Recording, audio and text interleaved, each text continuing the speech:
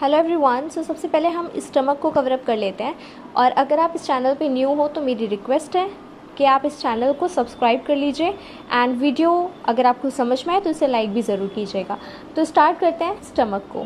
ठीक है, stomach university exams के लिए भी बहुत इंपॉर्टेंट है एंड मैं आपको गारंटीड ये सब कुछ आपको समझा रही हूँ। ठीक है, मैं खुद भी एक मेडिको हूँ और मैं आपको पूरा कंप्लीट करा के दूंगी। BDC हम कवर अप कर रहे हैं, तो इस चैनल को सब्सक्राइब कर लीजिए। अगर आपको MBBS से रिलेटेड और एनाटॉमी से रिलेटेड, फिजियो से रिलेटेड और नीट से रिलेटेड अगर कोई भी काउंसलिंग हेल्प चाहिए या फिर कुछ भी स्टडी मटेरियल से रिलेटेड हेल्प चाहिए तो आपको पूरा स्टडी कंटेंट यहाँ पे मिलने वाला है, तो उसको सब्सक्राइब ज़रूर कर लीजिए। Thank you so much. तो अभी स्टार्ट करते हैं स्टमक से। स्टमक को गैस्टर कहते हैं, ठीक है, ग्रीक में इसको बेली कहते हैं। एंड इसकी डेफिनेशन क्या है? Stomach is a muscular bag forming the widest and most distensible part of the digestive tube. मतलब स्टमक एक मस्कुलर बैग है, ठीक है, स्टमक एक मस्कुलर बैग है जो कि बहुत वाइडेस्ट होता है and most distensible part of the digestive tube, which means ये बहुत स्ट्रेचेबल पार्ट होता है हमारी डाइजेस्टिव ट्यूब का। ठीक है, अब ये ऊपर से तो ईसोफेगस से कनेक्टेड होता है और ये नीचे से ड्यूडनम से कनेक्टेड होता है। अब यहाँ पे देखिए, जैसे यहाँ पे इसका डायग्राम गिवन है तो ऊपर से तो यहाँ पे ईसोफेगस आ रही होगी, यहाँ से इसका ड्यूडनम जा रहा होगा, है ना। तो इसकी डेफिनेशन ये हो गई। Now it is act as a reservoir of the food and helps in the digestion of carbohydrate, proteins and the fat. तो एक तरीके से रिजर्वियर ऑफ फूड की तरीके से काम करता है। यहाँ पे ही हमारा फूड रिजर्व होता है, ठीक है। अगर यहाँ पे फूड रिज़र्व नहीं होता तो फिर क्या होता कि हमें बार बार खाना पड़ता, बट क्योंकि यहाँ पे फूड रिज़र्व हो जाता है और अभी इसके अंदर जैसे बट जो एडल्ट होते हैं, एडल्ट के अंदर 1.5 से लेके 2 लीटर्स तक की कैपेसिटी होती है और जो न्यू बॉर्न्स होते हैं उनके अंदर 30 ml, लगभग एक कटोरी जितनी कैपेसिटी होती है, तो वो इसकी कैपेसिटी होती है। ठीक है, इसीलिए ये रिजर्व कर सकता है फूड को। ठीक है, ये फूड का रिजर्वियर कर सकता है, ये डाइजेशन करता है कार्बोहाइड्रेट, प्रोटीन्स एंड फैट्स का। ये हमारी डेफिनेशन कंप्लीट हो गई। लोकेशन पे चलते हैं। ये स्टमक ऑब्लिकली लाई करता है upper and the left part of the abdomen. देखो यहाँ पे देखिए, ये अपर भी है और यहाँ पे लेफ्ट पार्ट में आ रहा है, ये लेफ्ट पार्ट में आ रहा है। ठीक है, 1 सेकेंड, इस डायग्राम से देखिए आप। इस वाले डायग्राम में जैसे आपको गिवन है कि ये वाले आपके 2 रिब्स हैं, ठीक है, ये वाला जो है ये अम्बिलिकल रीजन है, ठीक है, ये एपिगैस्ट्रिक रीजन है और ये वाला रीजन आपका लेफ्ट हाइपोकॉन्ड्रियक रीजन है जो कि आपका रिब्स के पीछे आता है। ठीक है, ये पॉइंट्स आप ध्यान में रखिएगा। इतना पता होना चाहिए कि ये जो आपका स्टमक है ये लेफ्ट पार्ट में आता है, वो भी अपर पार्ट में आता है। ठीक है, अब मैं आपको नेक्स्ट पॉइंट समझाने वाली हूँ।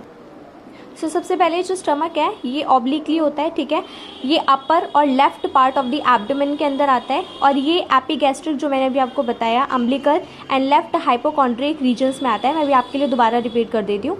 Most of it lies under cover of the left costal margin and the ribs. अभी इसका क्या मतलब है मैं भी आपको दिखाती हूँ। ठीक है, देखो ये वाला ये डायग्राम देखो, होता है क्या है, मोस्ट ऑफ दिस का जो रीजन है वो कहाँ पे आता है, लेफ्ट कोस्ट, ये देखो लेफ्ट कोस्टल मार्जिन्स में आता है और रिब्स के पीछे आता है। देखो मोस्ट ऑफ दिस का रीजन जो है ये रिब्स के पीछे ही आ रहा है। अब यहाँ पे एपिगैस्ट्रिक, अम्बिलिकल और जो लेफ्ट हाइपोकॉन्ड्रियक रीजन था ये क्या था, मैं इसको दोबारा रिपीट कर देती हूँ। तो ये देखो, ये था इसका अम्बिलिकल रीजन, ये इसका एपिगैस्ट्रिक है और ये लेफ्ट हाइपोकॉन्ड्रियक रीजन हो गया। ठीक है, तो ये mostly upper and left side में आ रहा है। अब नेक्स्ट पॉइंट पे चलते हैं।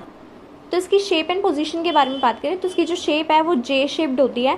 ठीक है, shape of the stomach depends upon the degree of its tone of its muscles and the tone of the muscles of the body.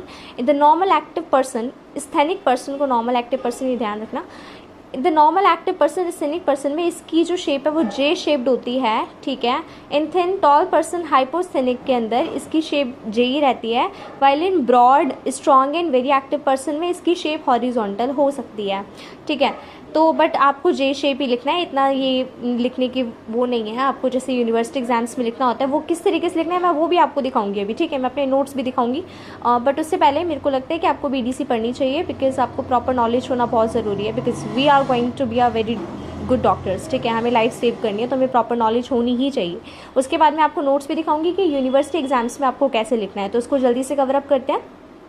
तो इसमें एक चीज़ जो इंपॉर्टेंट है जो कि क्वेश्चन में आ सकती है आपके PG एग्जाम्स में, कि बेरियम मील यहाँ पे दे रखा है। होता क्या है कि जब डॉक्टर्स स्टमक का एक्सरे लेते हैं तो वो पहले पेशेंट को बेरियम का एक सोल्यूशन पिलाते हैं, ठीक है।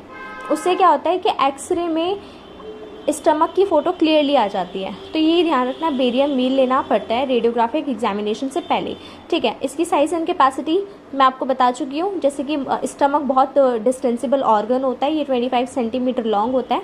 इसकी मीन कैपेसिटी अबाउट 30 ml होती है बर्थ के टाइम पे, बट 1 लीटर हो जाती है प्यूबर्टी पे, एंड 1.5 से लेके 1.5 से लेके 2 लीटर्स या मोर भी हो सकती है एडल्ट्स के केस में। और ये डायग्राम क्या कहते हैं, ये वाले डायग्राम्स भी बहुत इंपॉर्टेंट होते हैं। अक्सर हम इनको छोड़ देते हैं, पर इनको छोड़ना नहीं होता, ठीक है। अब इनको, इसका क्या मतलब है, ये मैं आपको बताने वाली हूँ। देखो, ये है आपकी रिब्स, ठीक है। अब ये आपका स्टमक है। अब स्टमक के आगे आपका ये जो पूरा लीवर वाला पार्ट आपको दिख रहा है, ये लीवर का लेफ्ट लोब आपके स्टमक के आगे प्रेजेंट होती है, और ये है इसका डायफ्राम। ये डायफ्राम है, ये डायफ्राम गिवन है। अब डायफ्राम स्टमक के ऊपर प्रेजेंट होता है, और यहाँ पे आ गई आपकी रिब्स सारी, ठीक है। और जो एंटीरियर वॉल होती है आपके स्टमक की, वो एब्डोमिनल वॉल के बिल्कुल टच में रहती है। ये इसका ये वाला थर्ड बॉर्डर है, थर्ड एरिया है, ठीक है। तो अब हम नेक्स्ट वाला पार्ट स्टार्ट करते हैं। तो देखिए नेक्स्ट पार्ट को that is called as external features. इसके कुछ एक्सटर्नल फीचर्स होते हैं, जैसे स्टमक के 2 ऑरिफिसेस होते हैं। ऑरिफिसेस मतलब होल्स होते हैं या ओपनिंग्स होती हैं, एंड इसके 2 कर्वेचर्स होते हैं, बॉर्डर्स होते हैं, 2 सरफेसेस होते हैं, एंड 2 पार्ट्स होते हैं, ठीक है। अब इसके क्या होता है, ये क्या चीज़ है, अभी मैं आपको समझाने वाली हूँ बहुत सही तरीके से। डोंट वरी, अगर आपको कुछ भी नहीं आता ना, मतलब कुछ तो आता ही होगा ऑफ कोर्स बट अगर आपको नहीं आता ना, तो मतलब मैं आपको सारी चीज़ें समझाने वाली हूँ। So just don't worry, BDC का एक एक पॉइंट आपके माइंड में एकदम सेट हो जाएगा। So just don't worry, okay.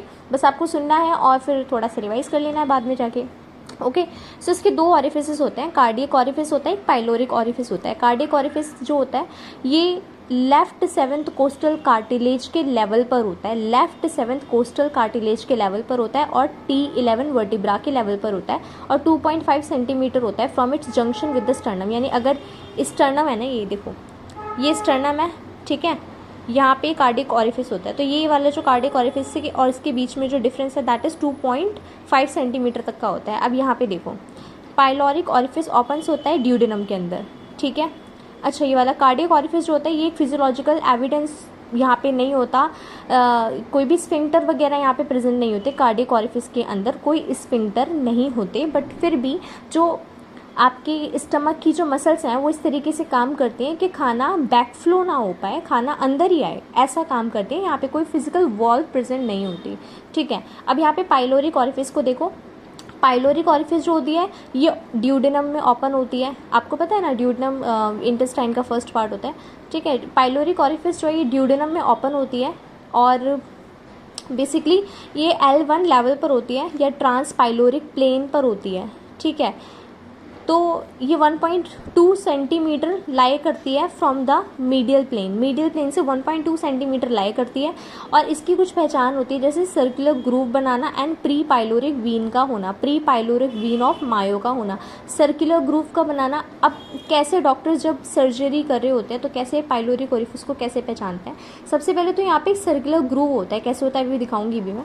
तो सर्कुलर ग्रूव होता है, जब आप इसे हाथ से थोड़ा टच करते हो तो थोड़े से नोड्यूल जैसा लगता है, ठीक है। सर्कुलर ग्रूव प्रेजेंट होता है, तो ये नोड्यूल्स जैसा लगता है, ठीक है। जैसे यहाँ पे लिखा हुआ है विच feels like a large firm nodule, ठीक है, नोड्यूल जैसा लगता है। अभी कैसा है मैं भी आपको दिखाऊंगी भी। और यहाँ पे एक आइडेंटिफिकेशन इसका और होता है, डॉक्टर्स इसको प्री पाइलोरिक वीन ऑफ मायो से भी पहचान लेते हैं। मतलब इसके आगे एक वीन जारी होती है, तो जिसका नाम है प्री पाइलोरिक वीन ऑफ मायो, जिससे डॉक्टर्स इसको पहचान लेते हैं, ठीक है। तो ये इसका 2 ऑरिफिसेस होते हैं, और ये कहाँ होता है अभी मैं दिखाती हूँ। ये देख रहे हो ये वाला पार्ट, दिस पार्ट, इस पार्ट के अंदर ये सर्कुलर ग्रूव दिख रहा होगा अभी आपको, ठीक है। ये आपको सर्कुलर ग्रूव दिख रहा होगा। तो ये जो सर्कुलर ग्रूव है ये नोड्यूल जैसा लगता है जब आप इसे फील करते हो, तो थोड़ा मतलब इसे जब आप छू के देखते हो ना, तो ये एक तो डॉक्टर्स को पता लग जाता है यहाँ पे सर्कुलर ग्रूव प्रेजेंट है, and pre pyloric vein of Mayo भी प्रेजेंट है, जो कि इसके सामने से ही जाती है, ठीक है। सो जैसे अब नेक्स्ट टॉपिक है हमारा 2 कर्वेचर्स का, ठीक है। इसमें 2 कर्वेचर्स होते हैं, पहला एक लेसर कर्वेचर होता है, दूसरा एक ग्रेटर कर्वेचर होता है। कौन से होते हैं ये देखो, ये है इसका लेसर कर्वेचर, ठीक है, और ये है इसका ग्रेटर कर्वेचर। लेसर कर्वेचर ये अंदर ये वाला है, और ये ग्रेटर कर्वेचर है। लेसर कर्वेचर कैसा दिख रहा है आपको, कॉनकेव है ये राइट साइड में होता है, और ये जो ग्रेटर कर्वेचर है ये रिब्स के पीछे प्रेजेंट होता है, जैसे यहाँ पे लिखा हुआ है Lesser curvature is concave and forms the right border of the stomach. It provides attachment to the lesser omentum. And what is this? I am going to tell you. ठीक है, lesser omentum क्या होता है? देखो, lesser omentum होता है जो कि लीवर से आपका जो स्टमक कनेक्टेड होता है ना, अटैच होता है, तो वो लेसर ओमेंटम के थ्रू ही कनेक्ट होता है। लेसर ओमेंटम के थ्रू आपका लिवर और आपका स्टमक कनेक्टेड होता है एक दूसरे से। ठीक है, this is called as lesser omentum. And यहाँ पे एक एंगुलर नॉच प्रेजेंट होती है, एंगुलर नॉच प्रेजेंट होती है। And what is this angular notch? ये यहाँ की तरफ प्रेजेंट होती है। ठीक है, ये आपको थोड़ा सा दिख रहा है ना, इसका मैं एक रियल डायग्राम दिखाती हूँ अभी आपको। जैसे आई होप आपको ये दिख रहा है कि ये है इसका एंगुलर नॉच। ठीक है, ये जो पार्ट है इसका एंगुलर नॉच है, ये देखो, ये इसका एंगुलर नॉच है। ठीक है, जिसको एंगल ऑफ हिस भी कहा जाता है। ठीक है, और जो इसका ग्रेटर कर्वेचर होता है ये कैसा होता है? कॉन्वेक्स होता है। ठीक है, I am really very sorry for the background sound. And so इसका greater curvature is convex. As you can see यहाँ पे ग्रेटर जो कर्वेचर है ये कॉन्वेक्स है। ठीक है, and forms the border. कौन सा border? left border of the stomach, and it provides attachment to the greater omentum. ठीक है, it provides basically attachment to the greater omentum. अब greater omentum क्या होता है ये भी मैं भी आपको बताने वाली हूँ। gastrosplenic ligament and gastrophrenic ligament. At its upper end, the greater curvature present the cardiac notch, and it separates from the esophagus. It is 5 times longer than the lesser curvature. And what does this all mean? I am going to tell you, so just don't worry. Cardiac notch होती है आपकी यहाँ पे, ठीक है, जो कि oesophagus जहाँ पे एंड हो जाती है, स्टमक शुरू हो जाता है, कार्डियक नॉच वहीं पे होती है।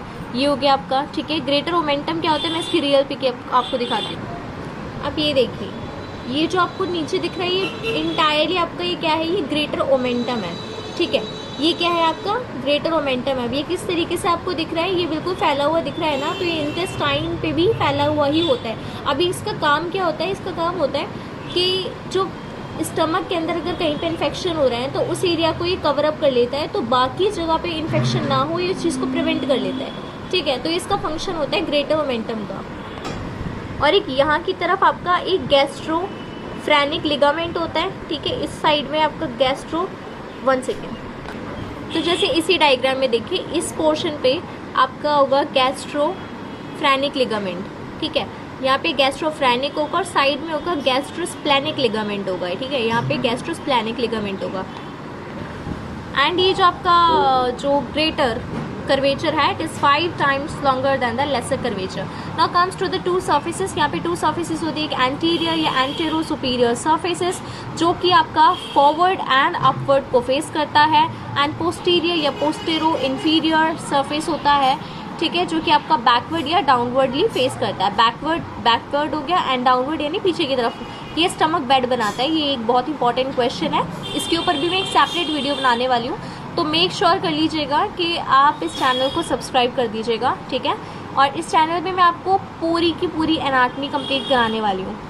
ठीक है, क्योंकि मैं खुद भी एक मेडिको हूँ और मुझे भी थोड़ी पढ़ाई करनी होती है, एंड इसीलिए थोड़ा बहुत टाइम लग सकता है वीडियो आने में, बट डेफिनेटली मैं पूरी आपको कंप्लीट कराने वाली हूँ एनाटमी इसी चैनल पे। तो मेक श्योर कर लीजिएगा कि आपको इस चैनल को सब्सक्राइब कर लिया है, and do like share and subscribe.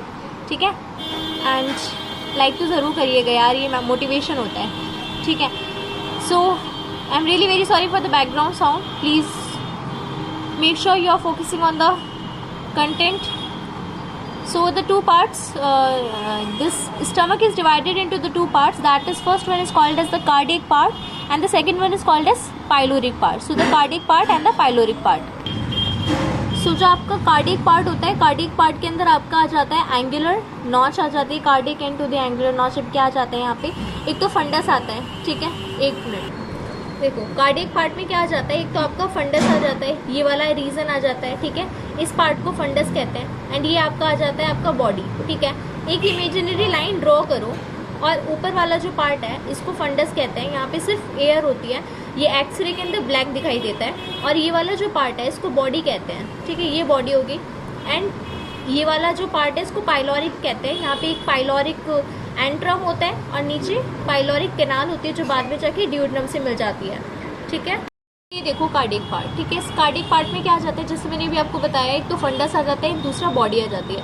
Funds जो होता है ये कैसा होता है, ये कॉन्वेक्स डोम शेप्ड होता है, ठीक है। हॉरिजॉन्टल लाइन अगर हम ड्रॉ करें at the level of the cardiac orifice, it is commonly distended with gas which is seen clearly in radiographic examination under the left dome of diaphragm, ठीक है। Left dome of diaphragm जो है वहाँ पे हम देख सकते हैं इसको, फंडस को, एंड मोस्टली यहाँ पे एयर होती है। एंड जब इसका एक्सरे करवाया जाता है तो एक्सरे के टाइम पे इसमें ये ब्लैक कलर से दिखाई जाती है, ठीक है।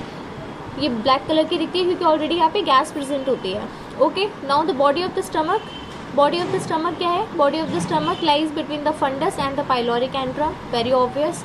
It can be distended enormously along the greater curvature, enormously distend हो सकता है, स्ट्रेच कर सकते हैं। The gastric glands distributed in the fundus in the body of the stomach contains all the three types of the secretory cells, namely the mucus cells होते हैं, chief peptic या zymoगेनिक sales होते हैं जो कि डाइजेस्टिव एंजाइम्स को secrete करते हैं। They are very important. Chief cells होते हैं, म्यूकस सेल्स होते हैं, पैराइटल या ऑक्जेंटिक सेल्स होते हैं। सो म्यूकस सेल्स का काम होता है म्यूकस को सिक्रेट करना। Chief cells, peptic cells and zymogenic cells जो होते हैं इनका काम होता है डाइजेस्टिव एंजाइम्स को सिक्रीट करना जो कि डाइजेशन के लिए हेल्पफुल होती हैं। और एक होते हैं पैराइटल सेल्स या ऑक्जेंटिक सेल्स होते हैं, ठीक है, जो कि HCl को सिक्रीट करते हैं, ठीक है। HCl सिक्रीट करने का काम होता है। हमारा पाइलोरिक पार्ट में होता है पाइलोरिक एंट्रम होता है, पाइलोरिक कनाल होती है। पाइलोरिक एंट्रम जो होता है ये वाइडेस्ट होता है, ठीक है, यहाँ पे लिखा नहीं है बट ये वाइडेस्ट होता है और ये नैरो होता है, ठीक है। ये 7.5 सेंटीमीटर लॉन्ग होता है, इट इज़ 2.5 सेंटीमीटर लॉन्ग होता है, ठीक है। तो ये इंपॉर्टेंट है एंड ये मोस्ट इंपॉर्टेंट है कि पाइलोरिक ग्लैंड्स यहाँ पे जो होते हैं पाइलोरिक एंट्रम के अंदर बेसिकली ये इंपॉर्टेंट पॉइंट है कि पाइलोरिक एंट्रम के अंदर आपको म्यूकस सेल्स ज़्यादा देखने के लिए मिलते हैं। अगर आप पीजी एग्जाम्स के लिए तैयारी कर रहे हो हैंड टू हैंड तो यहाँ पे थोड़े से स्टमक्स करके रखा करो, ठीक है, जैसे मैंने अंडरलाइन करा हुआ है। तो pyloric glands are richest in the mucus cells, ठीक है, तो यहाँ पे म्यूकस सेल्स प्रेजेंट होते हैं। Now relations of the stomach की बात करते हैं। स्टार्ट करते हैं रिलेशंस ऑफ द स्टमक के बारे में। पेरिटोनियल रिलेशंस में पेरिटोनियम एक ऐसी कवरिंग है जो कि स्टमक को उसके चारों तरफ से सराउंड करके रखती है। Suppose my pan is stomach और मेरी 2 फिंगर्स ये पेरिटोनियम है जो कि स्टमक को कवर अप कर रही है हर तरफ से, ठीक है। अब एक तरफ पे आके ये जो पैन है मतलब स्टमक जो है, ठीक है, यहाँ पे सपोज इसका लेसर कर्वेचर है, सपोज ये लेसर कर्वेचर है और ये 2 फिंगर्स मेरी पेरिटोनियम है, एक थंब और एक फिंगर, तो ये यहाँ से मेट हो रही हैं तो यहाँ पे क्या होगा लेसरोमेंटम बन गया इसका, ठीक है, ये लेसरोमेंटम बन गया। और एक तरफ से जहाँ ये हैंग करेंगी उसको क्या कहते हैं ग्रेटरोमेंटम कहते हैं, जो कि मैंने आपको ऑलरेडी दिखा दिया था। तो क्या होता है देखो यहाँ पे लेसर कर्वेचर पे जो पेरिटोनियम लाइनिंग है वो एंटीरियर पोस्टीरियरली मीट करती है जो कि लेसरोमेंटम बना देती है। जो इसका ग्रेटर पार्ट है ग्रेटर कर्वेचर का वो 2 लेयर्स से मिलके बनता है, ठीक है, और वो भी 2 लेयर्स आपकी स्टमक की होती है, वो ग्रेटर ओमेंटम बनाता है। एंड फंडस के पास में 2 लेयर्स मीट कर जाती हैं टू फॉर्म द गैस्ट्रोस्प्लैनिक लिगामेंट, ठीक है। गैस्ट्रोस्प्लैनिक लिगामेंट भी मैंने अभी आपको बताया, गैस्ट्रोफ्रेनिक लिगामेंट भी मैंने बता दिया था, जो कि कहाँ पे था आपका गैस्ट्रोफ्रेनिक लिगामेंट यहाँ पे था, ठीक है। नाउ तो एक बेयर एरिया होता है, बेयर एरिया का मतलब होता है कि आपका जो स्टमक है, suppose this is your stomach, आपका ये स्टमक हर तरफ से आपकी पेरिटोनियम से घिरा हुआ है, ठीक है, हर तरफ से आपकी पेरिटोनियम से घिरा हुआ स्टमक है। बट एक जगह पे जहाँ पे कार्डियक नॉच प्रेजेंट होती है उस जगह पे आपकी पेरिटोनियम एब्सेंट होती है। ऑफकोर्स पोस्टीरियरली होगी, पोस्टीरियरली कार्डियक नॉच के पीछे वहाँ पे वो एब्सेंट होती है। तो जहाँ पे वो एब्सेंट होगी वहाँ पे पेरिटोनियम नहीं है ना, मतलब पेरिटोनियम नहीं है तो वो डायफ्राम के डायरेक्ट कॉन्टैक्ट में रहेगी। वो क्या करेगी डायफ्राम के आपके डायरेक्ट कॉन्टैक्ट में रहेगी, ठीक है। विसरल वाले रिलेशंस को देख लेते हैं। विसरल रिलेशन में क्या होता है कि इसका जो एंटीरियर सरफेस है ये किन चीज़ों से मिलकर बना हुआ होता है, जैसे मैंने भी आपको पहले भी बताया था 3 एरियाज में, एक लीवर हो गया था, डायफ्राम हो गया था और एब्डोमिनल की वॉल हो गई थी, ठीक है। पोस्टीरियरली यहाँ पे एक पोस्टीरियरली किन किन चीज़ों से मिलके बना हुआ होगा, पोस्टीरियरली बेसिकली ये स्टमक बेड बना लेता है, यानी कि स्टमक जो है ये पोस्टीरियर जो ऑर्गन्स आते हैं, ठीक है, उनको एज अ बेड ट्रीट करता है। अब जैसे उसके पोस्टीरियरली आ रहे कौन कौन से आएंगे, डायफ्राम हो गया, लेफ्ट किडनी हो गई, लेफ्ट सुप्रारीनल ग्लैंड हो गया, पैनक्रियाज हो गई, ट्रांसवर्स मीजोकोलॉन हो गया, स्प्लैनिक फ्लेक्चर ऑफ द कोलॉन हो गया, स्प्लैनिक आर्टरी हो गई। ये आपको याद रखना है, इस ट्रिक से याद करना चाहो तो इस ट्रिक से भी याद कर सकते हो, ठीक है। एक पॉइंट जो मैंने हाईलाइट किया हुआ है ऑलरेडी, ठीक है, इस पॉइंट पे क्या लिखना है देखो, ये वाला पॉइंट, मैं इस पॉइंट की बात कर रही हूँ, ठीक है। इस पॉइंट में क्या लिखा हुआ है कि the space between the left costal margin and the lower edge of the left lung on the stomach is known as Traube's space. Normally on percussion there is a resonant note over this space, but in splenomegaly and pleural effusion a dull note is felt at the site. And what does this all mean? This is very important actually. ये clinical में आता है, ठीक है।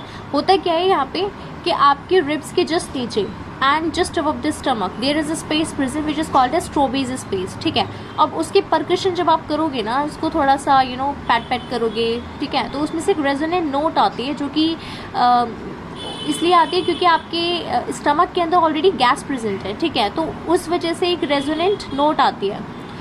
But स्प्लीनोमेगली अगर आपके spleen में थोड़ा लार्ज हो जाती है या प्लूरल इफ्यूजन हो जाता है, लंग्स में पानी भर जाता है, तो ये जो आपका वॉइस है, ये जो नोट है, ये थोड़ा सा डल नोट आता है, ठीक है। तो ये एक क्लिनिकल साइन है, ये इसको याद रखना है, ये इंपॉर्टेंट है। तो स्टूडेंट्स थोड़ा सा अपने वीडियो को टिल्ट कर लेना, ठीक है, मोबाइल को टिल्ट करके। अब मैं आपको पूरा इसका डायग्राम दिखा देती हूँ, जो कि मैंने बहुत रफली बनाया हुआ है, जस्ट आपके समझाने के पर्पज़ से बनाया है। तो देखो यहाँ पे क्या होता है, ये बेसिकली आपकी लेफ्ट गैस्ट्रिक आर्टरी है, ठीक है। यहाँ पे आपका सीलिएक ट्रंक है, ये क्या है, सीलिएक ट्रंक है, जहाँ पे आके सारी की सारी आर्टरीज आपकी सीलिएक ट्रंक पे आके मिल जाती है। तो आपको याद करने के लिए एक बहुत ही ईजी ट्रिक बता रही हूँ। देखो यहाँ से पहले तो जो आपका ये फंडस था, ठीक है, यहाँ से शॉर्ट गैस्ट्रिक आर्टरीज निकलती हैं और यहाँ पे स्प्लेनिक आर्टरी हो गई, ये स्प्लेनिक आर्टरी हो गई, लेफ्ट गैस्ट्रो ओमेंटम आर्टरी हो गई और ये राइट गैस्ट्रो ओमेंटम आर्टरीज हो गई। ये राइट की तरफ की है, ठीक है, ये राइट की तरफ की। अब यहाँ पे ड्यूडेनम आ गया। अब यहाँ से एक निकली आपकी कॉमन हिपैटिक आर्टरी, ठीक है। उसके नीचे से देखो यहाँ से जो आपकी जा रही है, ये है राइट गैस्ट्रिक आर्टरी और ऊपर की तरफ देखो लेफ्ट गैस्ट्रिक आर्टरी, ये वाली हो गई, ये राइट गैस्ट्रिक आर्टरी हो गई और ये लेफ्ट गैस्ट्रिक आर्टरी हो गई, ठीक है। और उसके बाद आपका आता है एक ये वाली जो नर्व आप देख रहे हो, ठीक है, ये वाली, इसको गैस्ट्रोड्यूडेनल आर्टरी कहते हैं। तो ये डायग्राम बहुत इजी डायग्राम है, ठीक है। आप चाहो तो इसका प्रिंट आउट ले सकते हो, बट मैंने बहुत ही रफली बनाया हुआ है इसको, जस्ट आपको समझाने के पर्पज से बनाया है, ठीक है। Now moving back to the lymphatic drainage topic, which is very important for the university examinations and also for your assessment के लिए भी बहुत इंपॉर्टेंट होता है, कॉलेज टेस्ट के लिए बहुत इंपॉर्टेंट है। The stomach can be divided into 4 lymphatic territories as shown in the 19.11 के अंदर दे रखा है, 19.11 में दे रखा है। The drainage of these areas are as follows, जैसे area A, B, C and D, और ये किस तरीके से होता है वो मैं अभी आपको दिखाती हूँ। तो ये देखिए स्टूडेंट्स, ये आपका लिम्फेटिक ड्रेनेज है स्टमक का, ठीक है। तो यहाँ पे A है, B है, C है एंड ये D है, ठीक है। A इसका 1/3 पार्ट है, ये इसका 2/3 पार्ट है एंड ये इसका C जो है 1/3 पार्ट है एंड D इसका सबसे लास्ट पार्ट होता है। तो बच्चों देखो यहाँ पे आपको दे रखा है ऑलरेडी, ये वाली जो इसके पास वाली जो नोड है, लिम्फेटिक नोड कौन सी है, पैनक्रियाटिको स्प्लेनिक नोड है। तो इसका जो भी लिम्फ होगा ये वहाँ पे इस पैनक्रियाटिको स्प्लेनिक नोड इसका लिम्फ लेगी और वो सारा लिम्फ लेके सीलिएक नोड्स के पास आएगा, ये वाली नोड के पास, सीलिएक नोड्स के पास आएगा, ठीक है।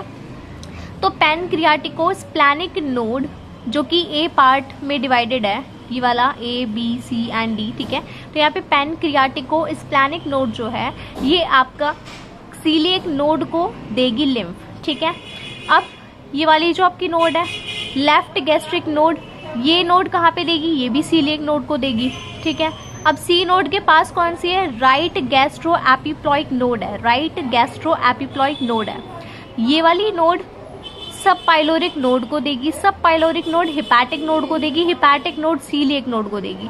तो समझ रहे हो ना कि लौट फिर के सारा लिम्फ कहाँ आ रहा है, सीलिएक नोड्स के पास आ रहा है। और यहाँ पे ये जो डी पोर्शन है पाइलोरिक एंड जो है हमारा, यहाँ पे सब पाइलोरिक नोड्स है, ये अपना सारा लिम्फ जितना भी सारा लिम्फ है पाइलोरिक नोड्स का, बच्चों ये सब पाइलोरिक नोड्स के अंदर देते हैं। सब पाइलोरिक नोड फिर से हिपैटिक नोड्स में, अब इसका जो क्योंकि इसके पास तीन है पास में नोड्स, 3 नोड्स पास में, या फिर तो ये सब पाइलोरिक नोड्स को दे सकती है या फिर हिपैटिक नोड्स को दे सकती है या फिर सीलिएक नोड्स को भी दे सकती है। बट कॉमनली किसी को भी दे आएगा कहाँ पे, सीलिएक नोड्स के पास ही आएगा ना बेटा, आएगा किसके पास, सीलिएक नोड्स के पास ही आएगा। तो आपको ये पॉइंट आई होप क्लियर हो गया, आपको ये याद रखना है, मैं दोबारा रिवाइज कर देती हूँ।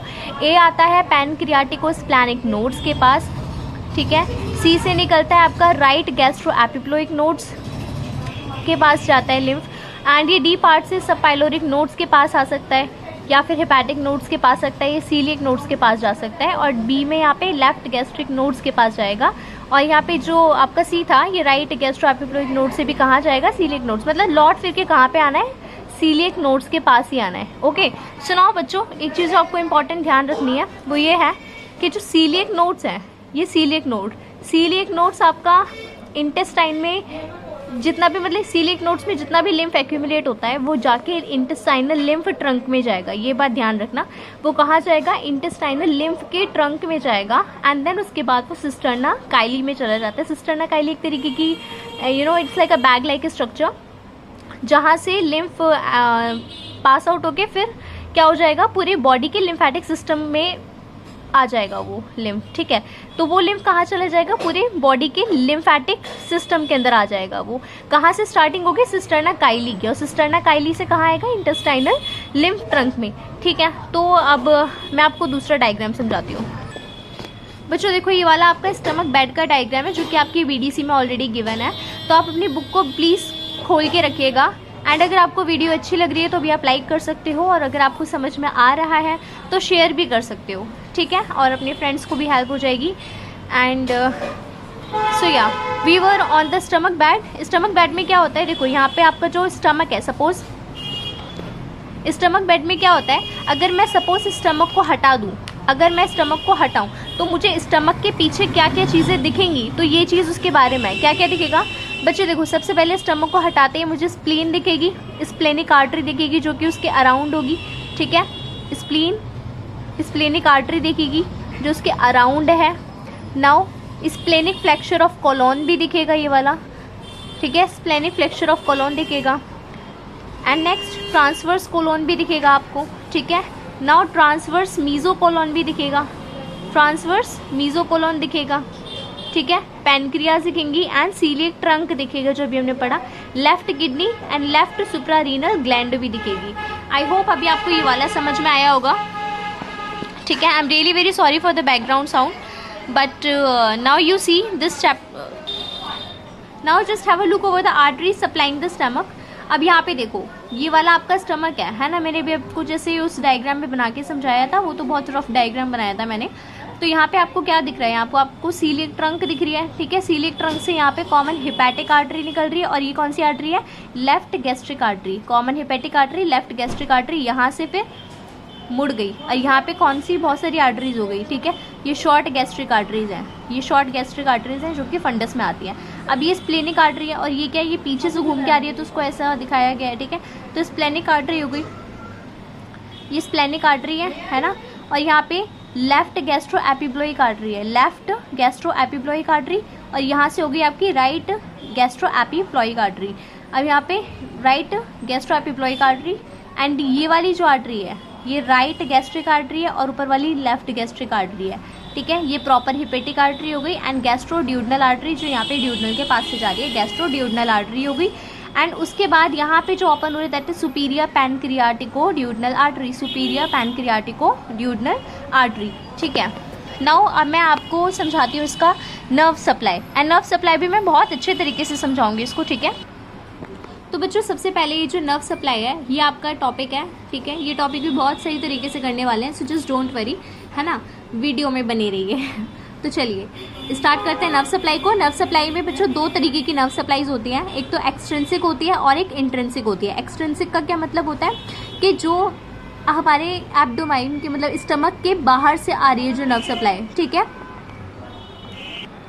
सो जो बाहर से आ रही है नर्व सप्लाई वो कौन सी हो गई, एक्सट्रिंसिक नर्व सप्लाईज हो गई। और एक होती है इंट्रिंसिक नर्व सप्लाईज जो कि स्टमक की वॉल के अंदर से आ रही होती है। ठीक है, उसको इंट्रिंसिक नर्व सप्लाई कहते हैं, या जिसे एंटेरिक नर्वस सिस्टम भी कहते हैं, जिसको लोकल ब्रेन भी कहते हैं स्टमक का। ठीक है, local brain of the stomach किसे कहते हैं, ये भी क्वेश्चन आ सकता है आपके में, तो इसे ध्यान में रखना कि इंट्रिंसिक वाला जो है यानी एंटेरिक नर्वस सिस्टम उसको कहते हैं, और इसे लोकल ब्रेन भी कहा जाता है। तो ठीक है, तो सबसे पहले आपका पैरासिम्पैथेटिक आ जाता है, एक्सट्रिंसिक के अंदर आ जाता है, या फिर तो पैरासिम्पैथेटिक या फिर तो सिम्पैथेटिक आ जाता है। ठीक है, पैरासिम्पैथेटिक में क्या हो जाता है कि आपकी वेगस नर्व इन्वॉल्व होती है पैरासिम्पैथेटिक में। ठीक है, जो कि रेस्ट एंड डाइजेस्ट करवाती है, डाइजेशन को एक्टिवेट करती है, और इसका सोर्स होता है लेफ्ट एंड जो राइट आर्टरी से left and right vagus nerve से जो आपका interior and posterior vagus trunk बनती है ना, ये इसका सोर्स होता है एंड आपको एज इट इज़ याद रखना पड़ेगा, ठीक है। तो इसका रोल क्या होता है, गैस्ट्रिक सिक्रीशन को बढ़ा देती है, juice gastric secretion gastric juices को बढ़ा देती है। स्टमक में जो मूवमेंट होती है ना, स्टमक की जो मसल्स की मूवमेंट होती है उसकी पेरिस्टाल्सिस को बढ़ा देती है, ठीक है। पाइलोरिक स्फिंक्टर की ओपनिंग करवा देती है। क्या करवा देती है, पाइलोरिक स्फिंक्टर की। बात कर लेते हैं इंट्रिंसिक वाली नर्व सप्लाई की। इंट्रिंसिक नर्व सप्लाई के अंदर, इंट्रिंसिक नर्व सप्लाई वो नर्व सप्लाई होती है जो कि स्टमक की वॉल के अंदर प्रेजेंट होती है। इसको एंटेरिक नर्वस सिस्टम भी कहा जाता है, मतलब local brain of the stomach भी कहा जाता है। और ऐसा क्यों होता है, यहाँ पे ऑर्बेक माइंट्रिक प्लेक्सस होता है, विच मीन्स जो कि मसल्स के ना बीच में होता है। ये क्या कंट्रोल करता है, ये कॉन्ट्रैक्शंस को कंट्रोल करता है। मैं फिर से बता देती हूँ, ऑर्बेक यानी माइंट्रिक प्लेक्सस होता है जो कि मसल्स के बीच में होता है। मसल्स है ना स्टमक की वॉल में, तो मसल्स के बीच में होता है जो कि कॉन्ट्रैक्शंस को कंट्रोल कराने के लिए काम में आता है। और एक होता है मीजनर्स प्लेक्सस, जिसे सब म्यूकोजल प्लेक्सस भी कहते हैं, मीजनर्स प्लेक्सस या सब म्यूकोजल प्लेक्सस भी कहते हैं। तो वो प्लेक्सस जो होता है उसमें क्या होता है कि ये लाइनिंग के नीचे होता है, ठीक है। तो ये लाइनिंग के नीचे होता है, तो एनर्जी, तो जो एंजाइम होता है और जो एसिड होता है तो इसको निकलने में कंट्रोल करता है, इसको निकालने में कंट्रोल करता है। तो बेसिकली मीजनर्स प्लेक्सस हो गया, ये सब म्यूकोजल प्लेक्सस हो गया, ये लाइनिंग के नीचे प्रेजेंट होता है और ये एसिड को या एंजाइम को निकलने से कंट्रोल करता है, ठीक है। इसके निकलने को कंट्रोल करता है मीजनर्स या सब म्यूकोजल प्लेक्सस, मीजनर या sub mucosal plexus. Now come to it source. Source क्या होता है कि इसका स्पाइनल कॉर्ड का T6 से लेके T9 सेगमेंट से निकलती है और ये सीलियक प्लेक्सस से होकर आती है, ठीक है। इसका काम होता है वेजो कॉन्स्ट्रिक्शन करवाना, मूवमेंट को रोक देना, पेन का सिग्नल भेजना किसके पास, ब्रेन के पास। सो ये इंपॉर्टेंट है, ठीक है।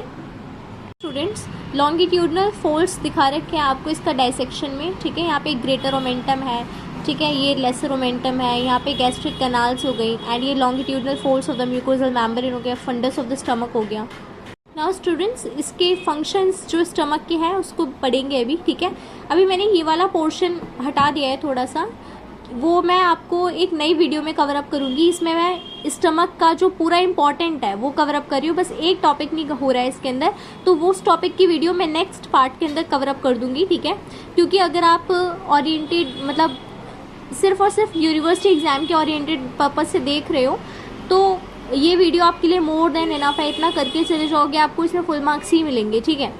बट अगर आपको ये भी करना है तो मैं इसके लिए भी सेपरेट वीडियो बनाऊंगी, विच मीन्स मैं पूरी BDC कवर अप करवाऊंगी, ठीक है, डोंट वरी।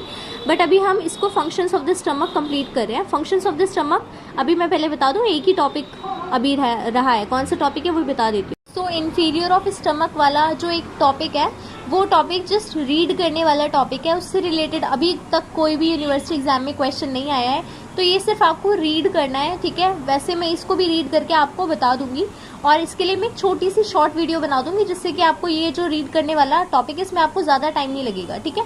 तो अब मैं नेक्स्ट पार्ट पे चलती हूँ जो कि आपके लिए बहुत इंपॉर्टेंट है। So students, functions of the stomach के अंदर क्या दे रखा है, ये primary reservoir of the food की तरीके से काम करता है, विच मीन्स 1.5 से लेके 2 लीटर्स तक का खाना यहाँ पे स्टमक के अंदर स्टोर हो सकता है, ठीक है। सेकेंड फंक्शन होता है इसका पेरिस्टाल्सिस मूवमेंट करवाना, ठीक है। It softens and mixes the food with the gastric juices by its peristaltic movement. It softens and mixes the food with the gastric juices, no doubt.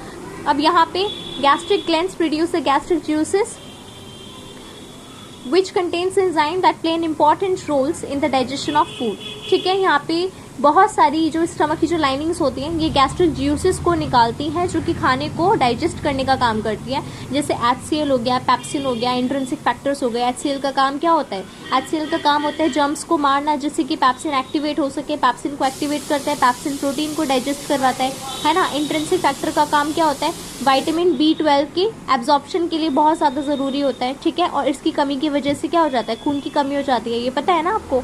तो मैकेनिकल फंक्शंस भी होता है, मैकेनिकल फंक्शंस में क्या होता है कि ये चर्निंग का काम करता है, ठीक है। विच मीन्स ये खाने को ना ये सेमी लिक्विड पेस्ट में तोड़ देता है जिसको हम काइम कहते हैं। आपको पता है ना काइम किसे कहते हैं। नाउ लिमिटेड एब्जॉर्प्शन भी होता है इसके अंदर, स्टमक के अंदर बहुत लिमिटेड एब्जॉर्प्शन होता है, विच मीन्स ये कुछ ही खाने को ऐसा करता है कि वो डायरेक्टली एब्जॉर्ब हो जाए, बट कुछ ऐसे होते हैं जो डायरेक्टली एब्जॉर्ब हो जाते हैं यहाँ से खून के अंदर, ब्लड में। कैसे, जैसे पानी हो गया, अल्कोहल हो गया, कुछ मेडिसिन हो गए जैसे एस्पिरिन हो गया, शुगर, ग्लूकोज हो गया, ठीक है।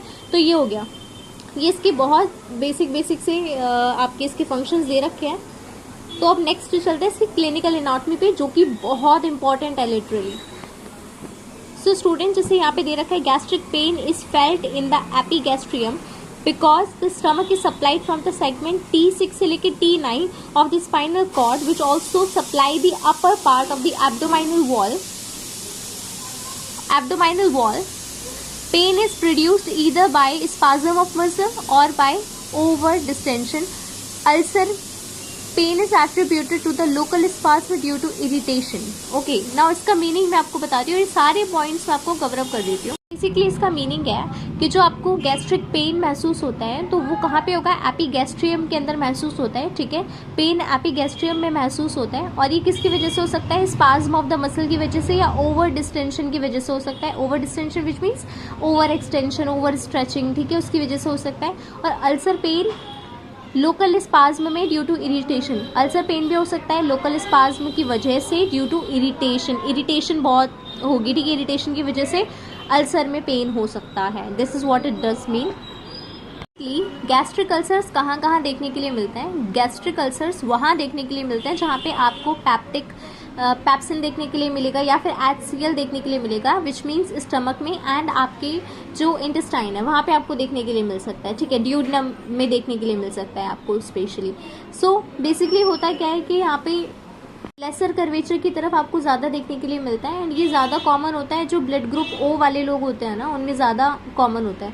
यहाँ पे एक इंपॉर्टेंट लाइन करी गई है, हरी mostly worry about incident to eat spicy curry, which means ये उन लोगों में ज़्यादा होता है जो ज़्यादा जल्दबाजी में रहते हैं, एक हाफ्टनेस में रहते हैं एंड मोस्टली ज़्यादा चिंता में रहते हैं एंड बहुत ज़्यादा स्पाइसी फूड खाते हैं, तो उसमें हो सकता है, ठीक है। एंड ये हेलिकोबैक्टर पाइलोरी इन्फेक्शन में बहुत इंपॉर्टेंट कॉजेटिव फैक्टर है। This is important. नाउ जो गैस्ट्रिक कार्सिनोमा के अंदर, गैस्ट्रिक कार्सिनोमा कहाँ किस में कॉमन होता है, सबसे ज़्यादा कॉमन होता है आपकी ग्रेटर कर्वेचर की तरफ कॉमन होता है, ब्लड ग्रुप A वाले लोगों में ज़्यादा कॉमन होता है, ठीक है। तो इसमें होता है क्या है बेसिकली कि यहाँ पे जो उसका मेटास्टेसिस होता है वो आपका सुप्राक्लैविकुलर नोड तक देखा जाता है, ठीक है, सुप्राक्लैविकुलर लिम्फ नोड तक देखा जाता है, जिसको ट्रॉयजियर साइन कहते हैं या सिग्नल साइन कहते हैं, सिग्नल नोड्स भी कहते हैं, ठीक है।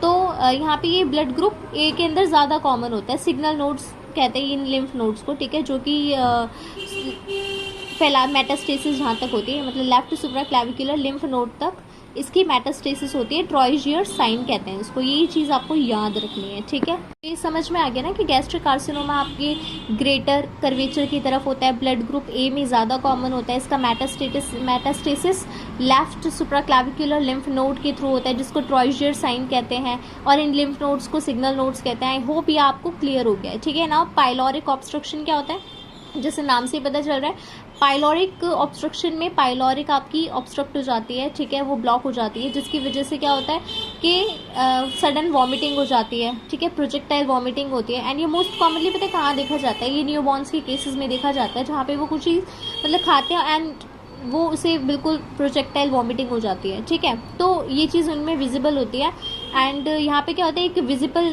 पेरिस्टाल्सिस भी नोटिस करी जाती है, ठीक है। क्या होता है कि एक तो सडन वॉमिटिंग हो जाती है एंड विजिबल पेरिस्टाल्सिस नोटिस करी जाती है, स्टमक की मूवमेंट्स देखी जा सकती हैं, ओके। हाइपोस्थेनिक स्टमक के अंदर क्या होता है, हाइपोस्थेनिक स्टमक बेसिकली उनके अंदर होता है जहाँ पे गैस्ट्रिक अल्सर्स होते हैं, और ये हाइपोस्थेनिक का मतलब होता है जो लोग लंबे होते हैं, पतले होते हैं ना, उनके अंदर गैस्ट्रिक अल्सर्स होने के चांसेस ज़्यादा होते हैं। वहीं पे जो हाइपरस्थेनिक पर्सन्स होते हैं, यानी जो छोटे चौड़े लोग होते हैं, उनके अंदर क्या होता है, वो ड्यूडनल अल्सर ज़्यादा देखा जाता है, ठीक है। तो ये इंपॉर्टेंट पॉइंट है, ये पूछा जा सकता है, बहुत 1 मार्क के केस में पूछा जा सकता है, ठीक है। सो बेसिकली जो अल्सर्स होते हैं ना, उनको ट्रीट करने के लिए एंटासिड्स दिए जाते हैं या वेगोटॉमी किया जाता है, विच मीन्स वेगस नर्व को रिमूव कर दिया जाता है, जिससे एसिड प्रोड्यूस होना बंद हो जाता है एंड अल्टीमेटली अल्सर्स भी ख़त्म हो जाते हैं, ठीक है। तो आई होप आपको ये वाली वीडियो समझ में आई होगी एंड आपको पूरा स्टमक क्लियर हो गया होगा। एंड आई नो इसका हिस्टोलॉजी वाला पार्ट भी मैंने अभी कवर अप नहीं करा है, इसमें 2 पार्ट्स रह गए हैं आपके। एक तो आपका वही inferior part of the stomach रह गया था एंड दूसरा हिस्टोलॉजी ऑफ द स्टमक रह गया। अब हिस्टोलॉजी मैं आपको सभी जो टॉपिक्स हैं उनकी हिस्टोलॉजी में एक सेपरेट वीडियोस में कवर अप करूँगी, बट कवर अप ज़रूर करूँगी। सो प्लीज़ इस चैनल को सब्सक्राइब करना मत भूलिएगा, लाइक करना एंड शेयर करना मत भूलिएगा, ठीक है। एंड अगर आपको समझ में आया तो अपने फ्रेंड्स के साथ भी शेयर ज़रूर कीजिएगा। Thank you so much and keep learning. Thank you.